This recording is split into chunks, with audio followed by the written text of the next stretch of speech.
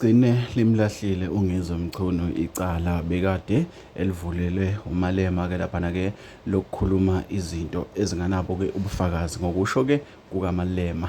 Njengoba-ke emfaka enkantolo-ke inkantolo yasiyamchitha emva kwesinqumo esiwujuqu esenzile-ke inkantolo.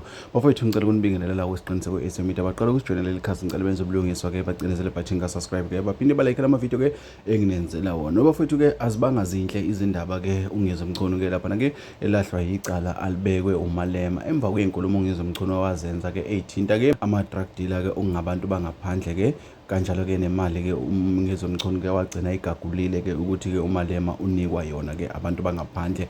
Inkantolo-ke ithe ifika laphana-ke yathatha isinqumo-ke esiqondile-ke yasho ukuthi cha uNgizwe ngoba-ke into yakhe-ke ayinabo ubufakazi-ke uyaphoqeleka ukuthi-ke imthole-ke noma-ke iyaphoqeleka ukuthi imthole-ke enecala-ke laphana-ke njengoba-ke kuthiwa-ke akenze ividiyo-ke axolise-ke kuJulius Malema-ke laphana-ke umongameli-ke we-EFF aphinde futhi-ke akhokhele-ke izindleko zecala mese akhipha u-1 million-ke wokugeza igama likaJulius Malema.